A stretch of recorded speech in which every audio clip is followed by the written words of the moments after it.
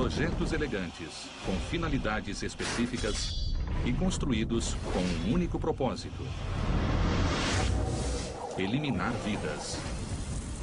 As máquinas de execução espelharam e também inspiraram muitas das grandes invenções da humanidade, mecanizando a tortura e o terror. A seguir, conheceremos a engenharia por trás das máquinas mortais. Máquinas mortais. A Inquisição. De 1200 a 1860, diversos movimentos de Inquisição aterrorizaram a Europa. A Igreja atuou em conjunto com o Estado para eliminar hereges, punir pecadores e exercer controle sobre o povo. Eles utilizaram máquinas para facilitar a tarefa. Eles usaram várias tecnologias para causar dor e torturar milhares de pessoas.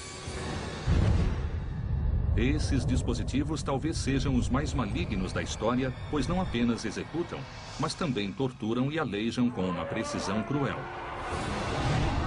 Muito embora todos esses dispositivos causem uma dor agonizante, poucos são tão amedrontadores quanto esse símbolo da Inquisição, a chamada cadeira de Inquisição. Eles não criaram esse dispositivo por acaso. Uma cadeira onde alguém estaria sentado para responder perguntas. Durante séculos, inquisidores de toda a Europa usaram a cadeira de Inquisição para obter confissões e informações dos hereges. Torturadores de Nuremberg, na Alemanha, utilizaram esse dispositivo até 1809. Era uma das máquinas de Inquisição mais comuns. Existiram vários tipos e modelos em diversas partes da Europa. Mas algo que essas cadeiras tinham em comum eram as pontas de metal afiadas. A estrutura de madeira maciça da cadeira de Inquisição possui cerca de 2.000 pontas de ferro, e para assegurar que o condenado seja ferido por elas, os torturadores podem apertar as tiras que o amarram, fazendo com que as pontas perfurem profundamente o corpo da vítima. Se nós fôssemos só sentar nessa cadeira, não seria difícil, por causa da extensão da superfície que estaria sobre as pontas. Para provar que podemos nos sentar sobre essas pontas sem o risco de perfurações, eu vou me sentar. Nesse momento, eu não estou sentindo absolutamente nada. O meu peso está distribuído sobre todas as pontas e elas não conseguem me perfurar. Por essa razão, o dispositivo foi projetado com fechos que prendem as mãos, os pés e o tronco da vítima na cadeira. Assim, os inquisidores podem, literalmente, aumentar a pressão sobre os suspeitos. Para demonstrar os efeitos da força gerada por esses feixes, nós preparamos um teste bem simples. Muito bem.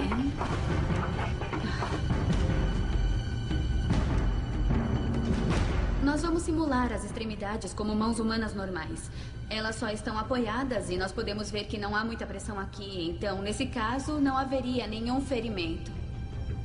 Agora eu vou prendê-las e aplicar uma força contra as pontas metálicas. Para as pernas, existe um sistema um pouco mais sofisticado.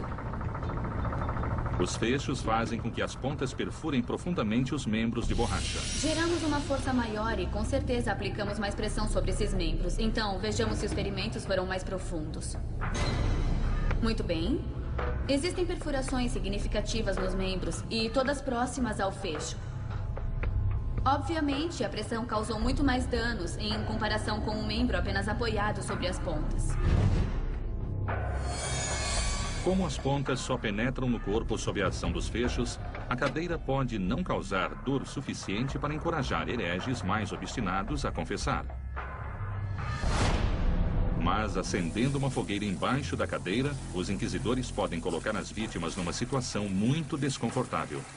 Vamos descobrir como o calor é transferido através de uma dessas pontas quando aquecermos, assim. Um maçarico vai ajudar a demonstrar o que essas pontas quentes podem causar ao corpo.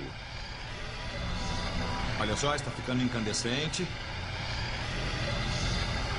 E agora está alaranjada. Está quase lá. Nós vamos, obviamente, simular a carne humana e ver o que uma ponta incandescente pode causar na carne de porco.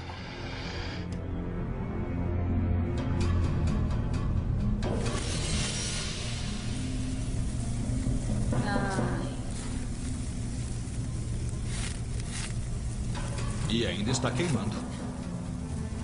Não é surpresa. Basicamente, você está cauterizando o ferimento internamente. Então, além de causar um ferimento com essa perfuração, terá cicatrização, uma vez que os nervos foram lesionados e está cauterizando todos os vasos sanguíneos. Essa perfuração iria ficar no corpo da vítima por muito tempo. Quando eu pressionei sobre a carne, assim que rompeu a pele, penetrou muito facilmente. Então, se alguém estivesse sentado aqui... E as pontas iriam perfurar profundamente a pele. Exato. Seria o calor o elemento principal que torna a cadeira de inquisição capaz de torturar a vítima com eficiência? Um teste com o manequim deve responder a essa pergunta. A camada exterior de espuma do boneco vai queimar a uma temperatura próxima da que causaria queimaduras de 3º grau na pele humana, 54 graus Celsius. Um termômetro infravermelho vai medir o aumento de temperatura na cadeira e na vítima. Sob a cadeira de inquisição é colocada uma bandeja com fogo e brasas ardentes. A estrutura de metal da cadeira absorve o calor do fogo e o transfere para as pontas metálicas e então para o corpo da vítima. Agora vamos ter uma ideia da temperatura dele. Ali temos 30 graus. Qual é a temperatura próxima do corpo e do assento? Temos 54 graus e está subindo. Deve ser muito desagradável. O calor se transfere rapidamente do fogo para o assento. Dali, ele se irradia através do metal para o restante da cadeira. 71 graus. Tá. A temperatura está subindo bem rápido. Bom, agora nós temos 65 graus Celsius bem atrás das pernas. Já o assento está a 98 graus Celsius. São 44 graus acima da temperatura necessária para causar queimaduras de 3º grau. Está aumentando rapidamente. Olha, eu nunca encostei em nada que estivesse acima de 90 graus. Então, cada uma dessas pontas deve estar fazendo uma perfuração. Está sim. O manequim permaneceu na cadeira por mais de 5 minutos. Nesse estágio, as queimaduras causariam lesões permanentes na pele e nos tecidos. O assento tem agora aproximadamente 115 graus. Vamos checar as pernas. Aqui embaixo, a temperatura está estável. Mas aqui na panturrilha nós temos cerca de 80 graus. E está aumentando aos poucos. Obviamente, a fonte de calor está próxima do fogo. E ela gera uma onda que se irradia por toda a cadeira. Tá legal, aqui na cabeça temos apenas 50 graus. Não seria o lugar ideal para recostar minha cabeça. Essas temperaturas não causam risco de vida, a menos que a vítima fique na cadeira durante horas. Mas as queimaduras de 2º e 3º graus causariam uma dor imensa e cicatrizes irreparáveis. Se um objeto metálico perfurasse a pele e chegasse aos tecidos, considerando que ele estivesse muito quente, isso com certeza causaria a necrose do tecido. À medida que essas pontas perfuram o corpo, a vítima passa a sentir uma dor extrema, pois as fibras nervosas dos músculos e ossos são atingidas. E assim que a vítima fosse removida da cadeira, considerando que tivesse sobrevivido à tortura, ela ficaria com uma enorme perfuração onde a ponta foi introduzida na pele. Nossa, podemos ver várias perfurações aqui, quase todas elas com queimaduras. Então ele ficaria com cicatrizes para o resto da vida. Essa é uma maneira horrível de se interrogar pessoas. E também mostra a eficiência da transferência de calor. Então, não é apenas a superfície da cadeira que coloca as vítimas em perigo, mas também o fogo colocado embaixo dela.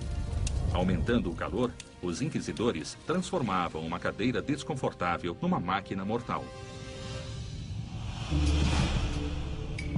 Atualmente, o truque da cama de pregos dos mágicos modernos explora os mesmos princípios físicos da cadeira de inquisição.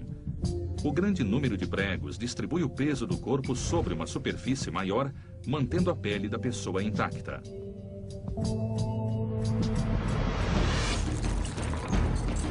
A seguir, veremos como os inquisidores deslocam membros com esse dispositivo e, logo depois, seria essa máquina o X da execução?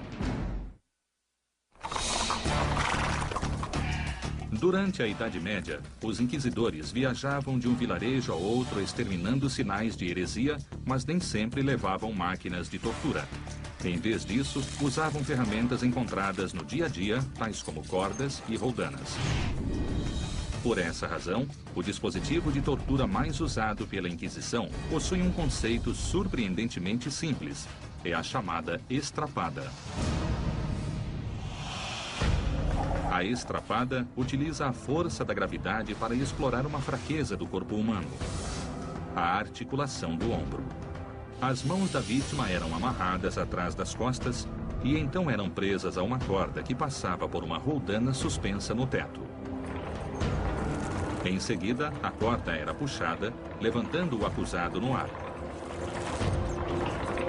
A força da gravidade passava a agir sobre a vítima, levando as articulações dos ombros ao limite. Por fim, os ombros se deslocavam.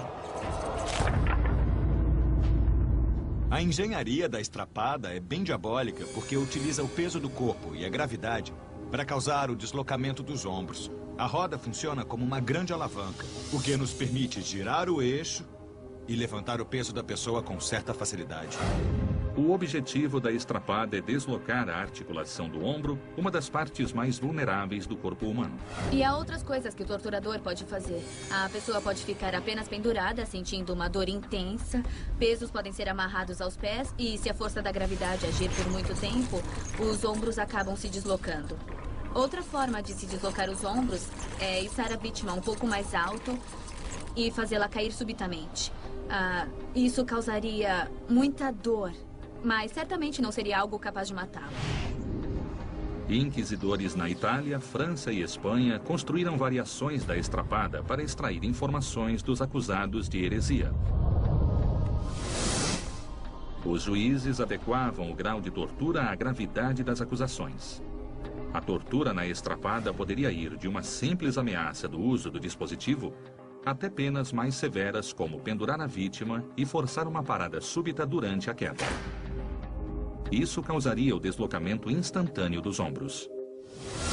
Esse seria um problema crônico para essa pessoa. Eles deslocavam os ombros das pessoas. Isso é extremamente incapacitante e doloroso.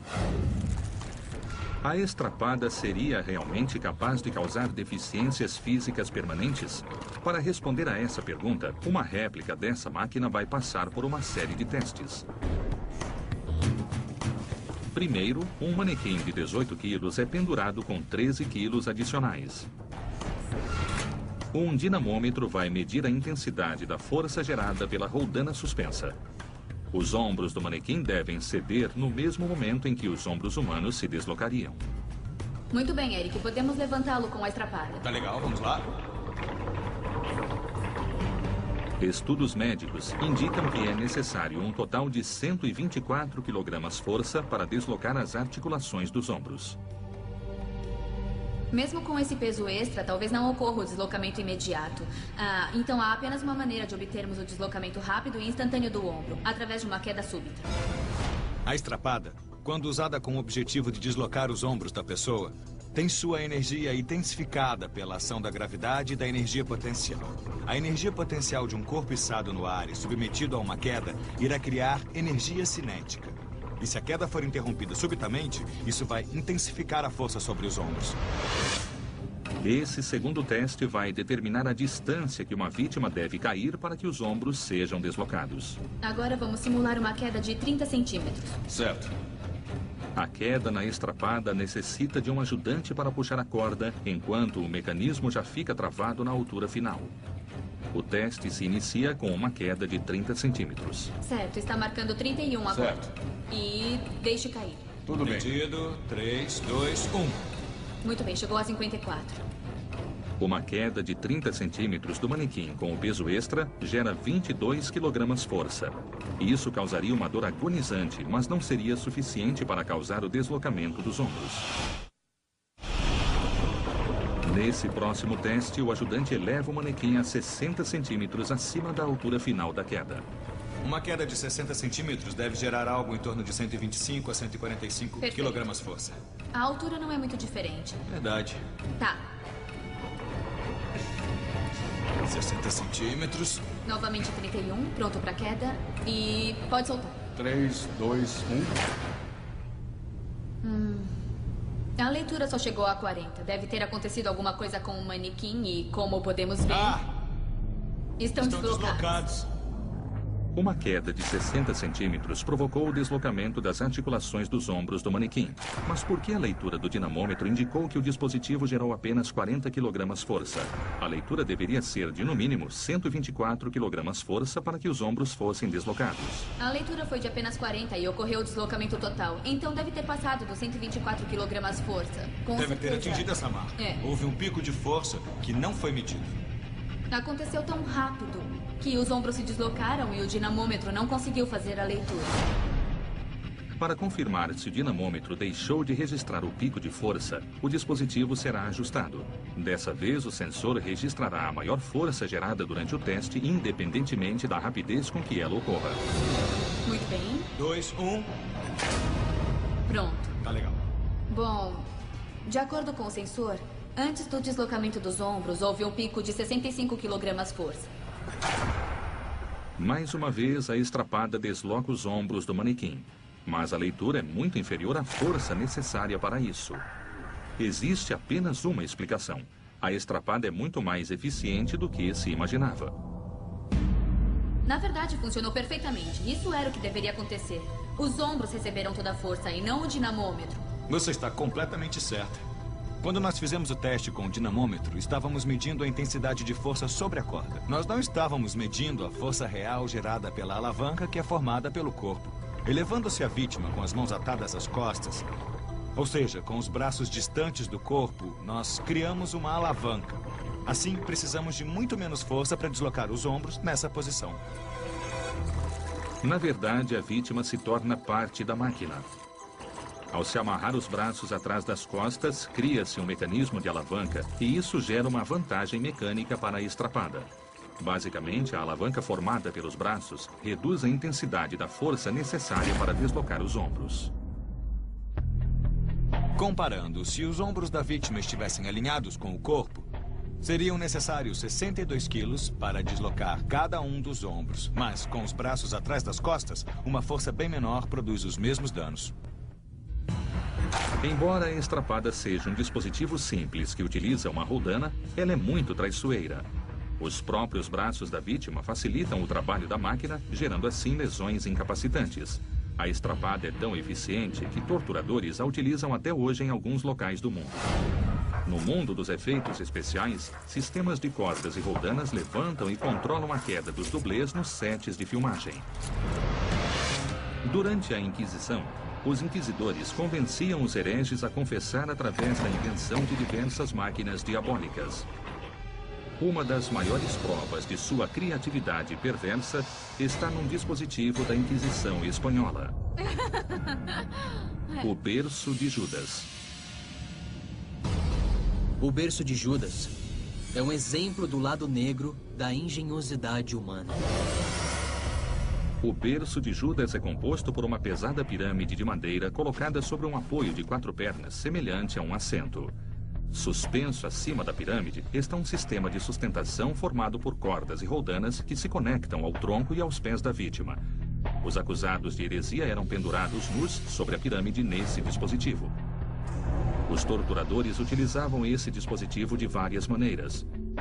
Eles podiam deixar o acusado cair sobre a pirâmide ou colocá-lo lentamente sobre a ponta, forçando-o a sentar ali por longos períodos. Como a gravidade está agindo sobre a vítima e forçando o peso contra a ponta, a pirâmide age como um instrumento de abertura.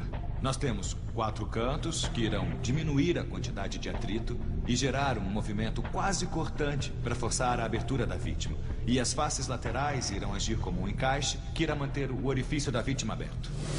O potencial do berço de Judas está na capacidade de ferir algumas das partes mais vulneráveis do corpo humano. Os torturadores têm muita facilidade para encontrar áreas do corpo especialmente suscetíveis a ferimentos. E, obviamente, as partes íntimas são muito sensíveis, são vulneráveis e repletas de terminações nervosas, sendo mais sensíveis a lesões.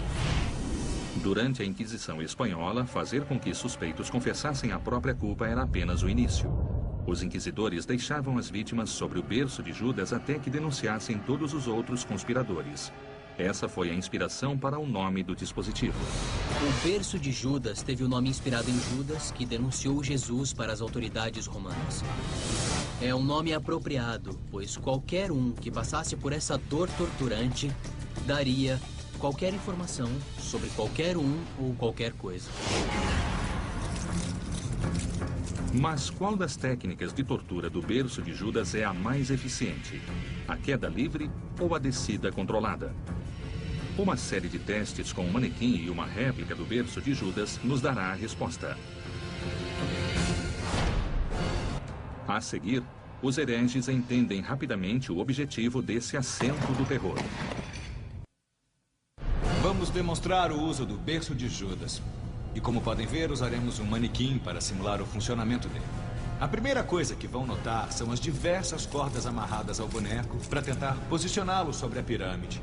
Será necessária muita coordenação, existem várias pessoas aqui e isso vai se parecer com uma apresentação de marionetes. No primeiro teste, o manequim cairá sobre o berço de Judas. Está pronta, Michelle? Estou. Vai conseguir acertar? Eu vou tentar. Tá legal. 3, 2, 1.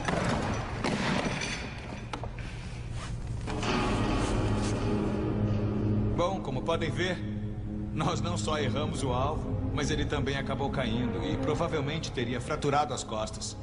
Essa queda poderia ter aleijado ou matado a vítima. Mas o objetivo do berço de Judas é extrair informações e, para isso, o método de queda livre não é eficiente. Nosso teste acabou de demonstrar que a queda não parece ser um método de funcionamento fiável. Então eles provavelmente faziam uma descida controlada. Colocavam a vítima sobre a pirâmide e deixavam a gravidade terminar o trabalho. Durante um interrogatório, se a vítima não cooperasse, ela poderia ser deixada sobre a ponta por várias horas, a chamada posição de vigília.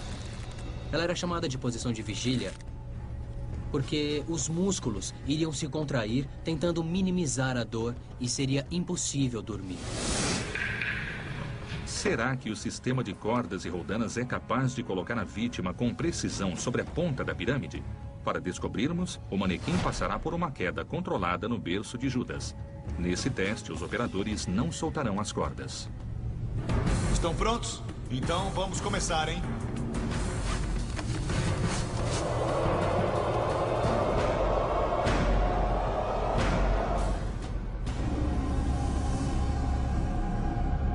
Eles conseguiram colocar o manequim bem na ponta do berço de Judas, mas foi preciso muito esforço.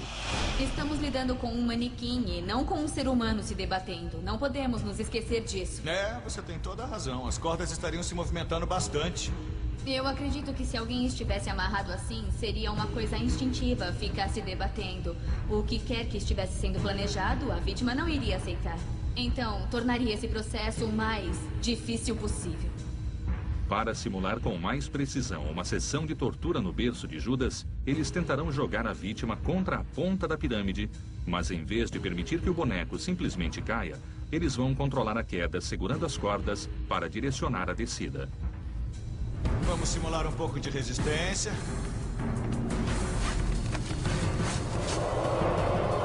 Legal, 3, 2, 1. Isso ia doer. Meu Deus, como ia doer. Esse teste mostra exatamente como funciona o berço de Judas. A descida controlada sobre a ponta permite que os torturadores busquem atingir o períneo, uma área sensível entre a genitália e o ânus. O períneo é a área que os ciclistas machucam quando escorregam do pedal e caem sobre a armação de metal da bicicleta. Mas no berço de Judas, a pirâmide faz com que a dor seja constante.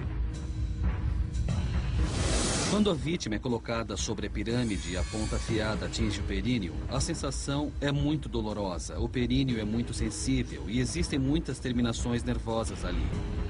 E a vítima iria sentir uma dor muito intensa.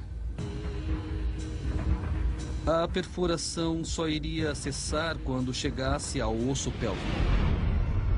Esses testes revelam que o berço de Judas é um dispositivo de tortura muito eficiente.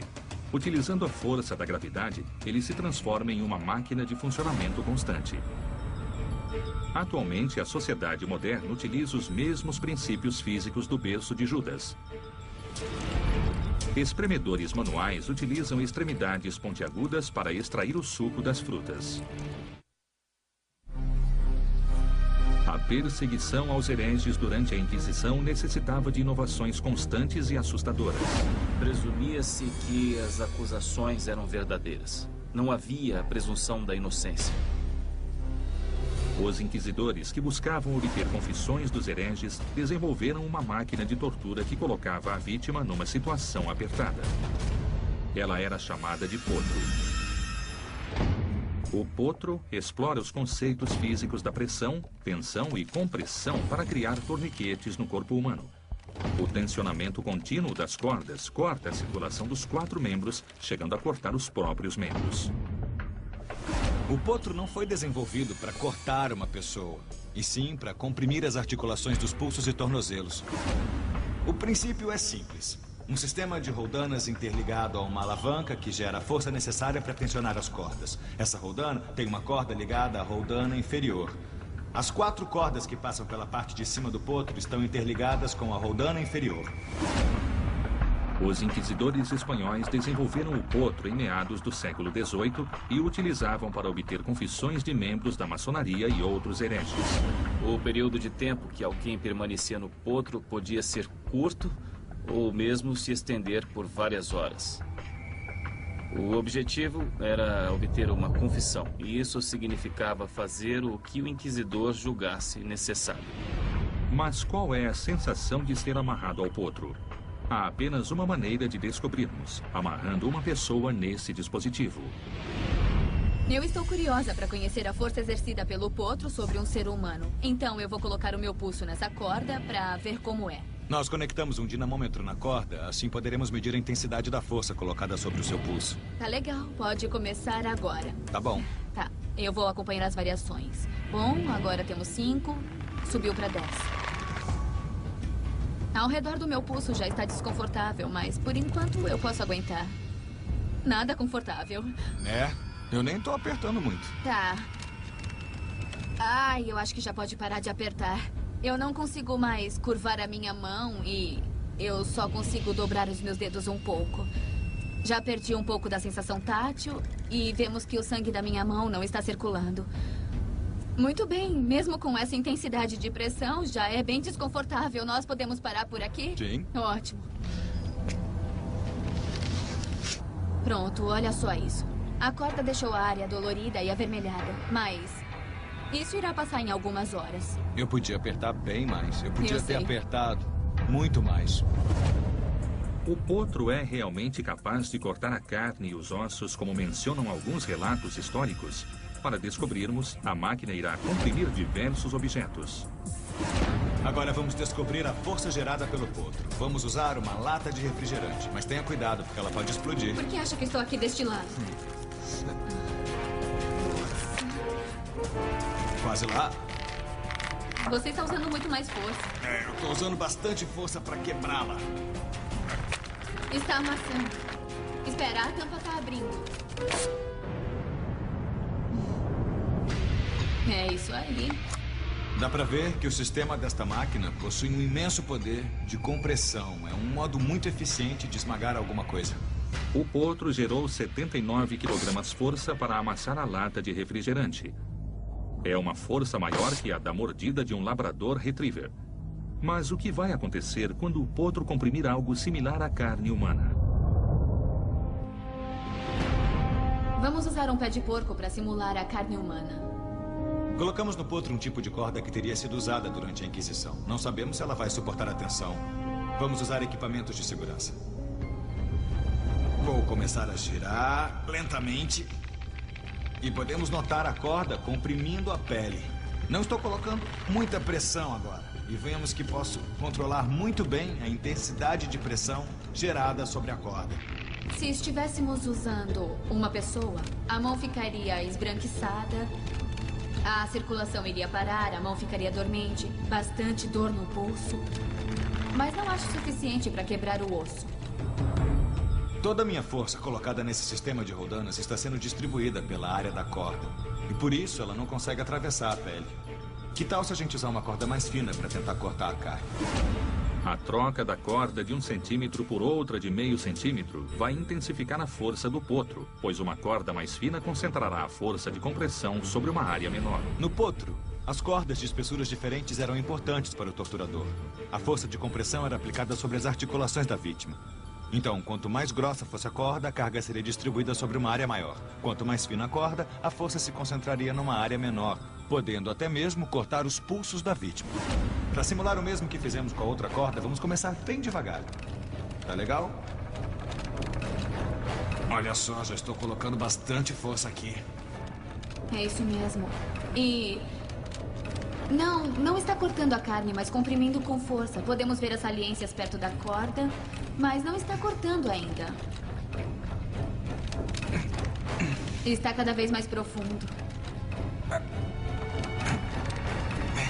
Eu acho que esse é o ruído da corda. Tem razão. A corda se rompeu. A corda mais fina não suportou a enorme força gerada pelo potro. Ainda está com as marcas, mas não parecem tão profundas quanto as outras. Parece que a corda mais grossa conseguiu penetrar ainda Tem mais. razão. Dá pra ver que essa máquina foi sim projetada para exercer uma força de compressão sobre os pulsos e tornozelos, mas não para quebrar os ossos. Quando aplicamos esse torniquete ao redor dos tornozelos e pulsos, a circulação sanguínea das mãos e dos pés é interrompida. No fim, vai acabar causando a morte das extremidades. É também provável que ocorram lesões nos nervos, o que tornaria a vítima incapaz de agarrar objetos usando as mãos ou os dedos. Embora o potro não seja capaz de cortar os membros das vítimas, ele pode causar dor suficiente para fazê-las ceder às exigências do inquisidor. Ainda que os princípios físicos da tensão sejam responsáveis pela compressão mortal do potro, essas mesmas forças tornam alguns utensílios domésticos muito eficientes, assim como enfatiadores de ovos e de queijo. A seguir, a máquina da Inquisição capaz de acabar com qualquer dissimulação e resistência.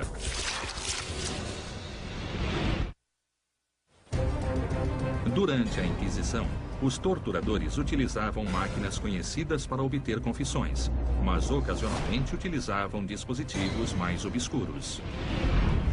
Uma das máquinas que teria surgido durante a Inquisição Espanhola tem uma reputação amedrontadora. É o chamado descascador de peles. Em 1809, enquanto o exército de Napoleão avançava através da Espanha, um coronel francês teria liderado suas tropas numa batalha contra um forte da Inquisição nos arredores de Madrid. O coronel francês teria chegado a uma câmara de tortura, onde encontrou um dispositivo mecânico projetado para cortar a carne do acusado. Daí vem o nome descascador de peles. De acordo com a descrição do coronel francês, o descascador de peles era uma máquina que girava 2 discos de madeira com lâminas de metal afixadas a eles. A rotação das 2 manivelas fazia as lâminas girarem. O processo era iniciado quando os inquisidores amarravam a vítima sobre uma base horizontal fixa. Em seguida, eram colocadas as 2 extremidades com as lâminas frente a frente, circundando a vítima. Quando os inquisidores giravam os discos, as lâminas supostamente cortavam pedaços de pele até que não restasse mais nada recobrindo o corpo. Temos alguns problemas aqui. Primeiro, o corpo humano não é arredondado. Segundo problema, se as lâminas tocassem o corpo, elas iriam se curvar. E quando giramos rapidamente, existem outras forças atuando aqui. E as lâminas começam a se curvar, o que as manteria afastadas do corpo. Quando os soldados franceses tiveram conhecimento da brutalidade do descascador de peles, eles teriam ficado tão enfurecidos que teriam usado essa máquina contra seus idealizadores, utilizando-a para executar os inquisidores espanhóis. O descascador de peles seria realmente capaz de torturar e executar as vítimas como descrevem os relatos históricos? Para descobrirmos, uma réplica da máquina tentará arrancar a pele de um manequim de borracha. Vamos testar o descascador de peles. Queremos descobrir se ele funcionaria mesmo, se as lâminas tocariam no boneco. Então temos que descobrir a velocidade de rotação ideal dessas lâminas. Pois quanto menor a velocidade, menos curvadas elas vão ficar, aumentando as chances de atingirmos o nosso manequim. Eu vou tentar me igualar à velocidade de rotação do Eric e tentar descobrir se as lâminas vão tocar nas panturrilhas ou nas pernas do boneco. Michelle, vamos começar bem devagar para ver o que acontece. E aí podemos aumentar a velocidade até um nível constante. Tudo bem, eu vou tentar girar na mesma velocidade. Ótimo, está pronto? Estou sim.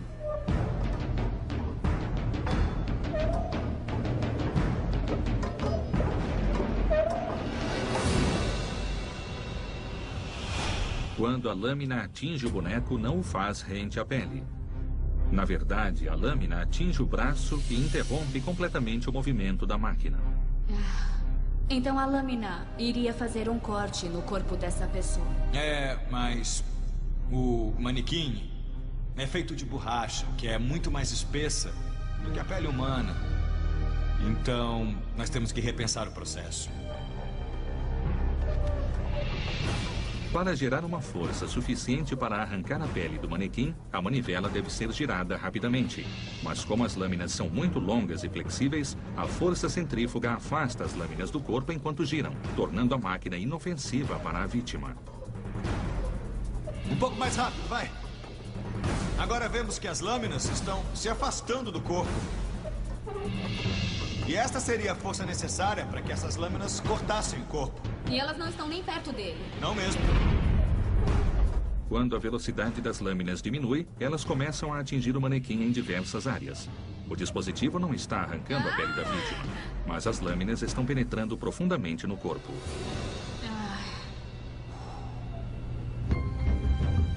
Talvez isto esteja mais devastador do que eu imaginava. Em vez de arrancar em pequenos pedaços, as nossas lâminas cortam profundamente a vítima. Esses ferimentos seriam dolorosos, mas talvez não oferecessem risco de vida. Para entendermos melhor o que essa máquina pode causar quando atinge a carne humana, o descascador de peles irá cortar um pedaço de carne de porco. O porco possui pele e tecidos musculares semelhantes aos humanos.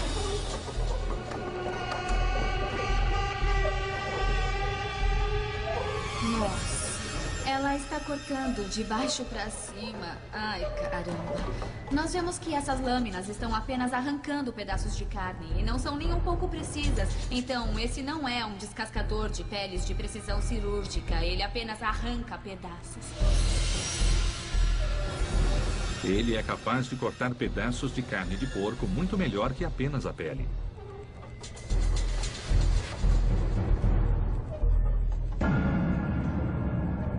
Tá legal, acho que nós já temos os resultados do nosso teste.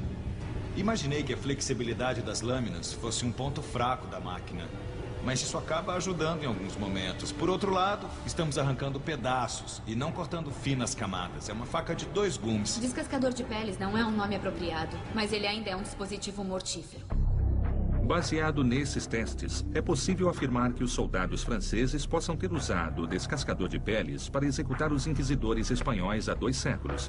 Mas isso teria sido incrivelmente ineficiente e a máquina não executa a vítima com precisão.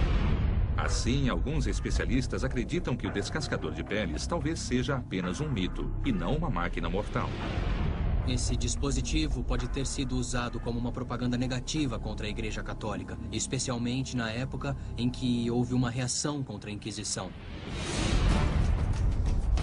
Atualmente, utensílios modernos utilizam os mesmos princípios do descascador de peles para descascar legumes com precisão.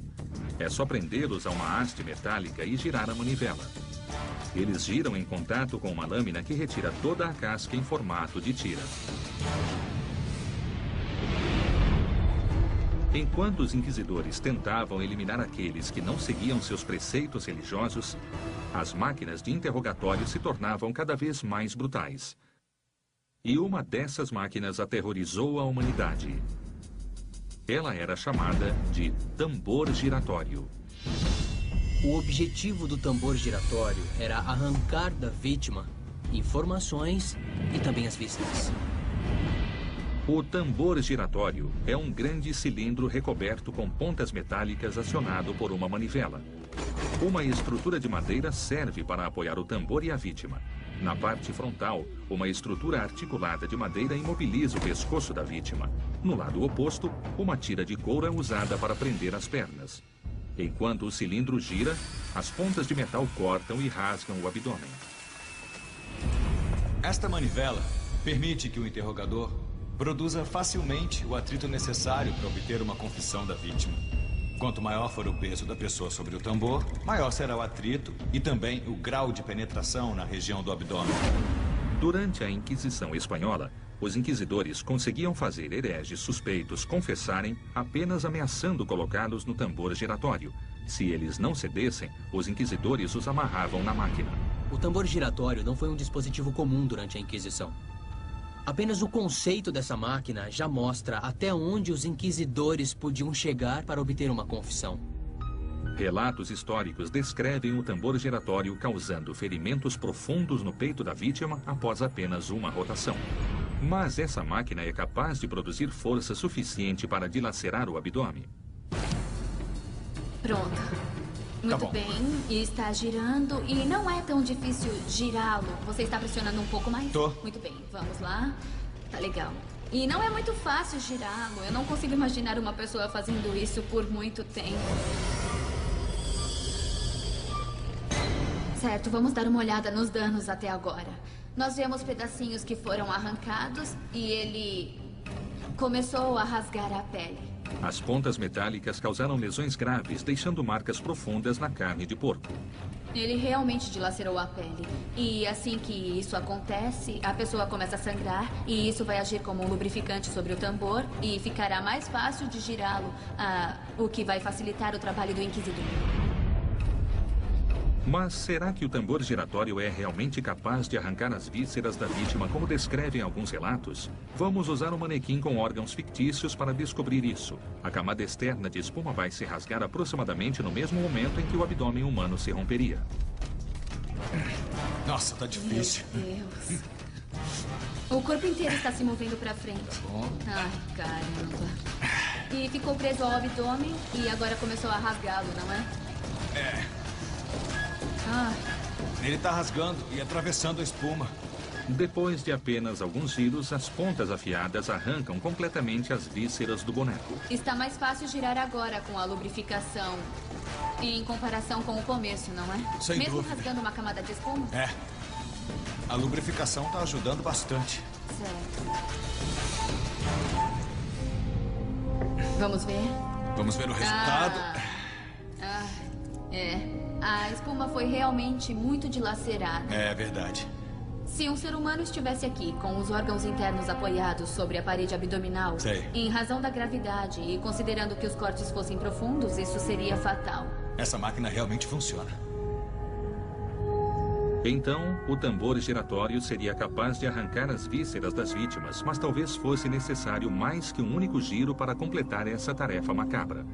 Esses testes provam que o tambor giratório faz jus à reputação de uma máquina mortal que arranca as vísceras da vítima. Embora o tambor giratório seja uma abominação para a humanidade, as atuais lixadeiras elétricas utilizam os mesmos princípios físicos. Um tambor giratório interno movimenta a correia, o que gera atrito suficiente para lixar grandes áreas de madeira. Muitas das máquinas inventadas durante o período da Inquisição exibem um entendimento impressionante de conceitos físicos e de engenharia por parte de seus criadores. Mas os inquisidores usavam esses princípios para atingir os objetivos mais cruéis, aleijando, torturando e mutilando as vítimas sem executá-las. Atualmente, os inquisidores são condenados por terem utilizado a gravidade, o atrito e o calor para criar algumas das máquinas mais mortais da história.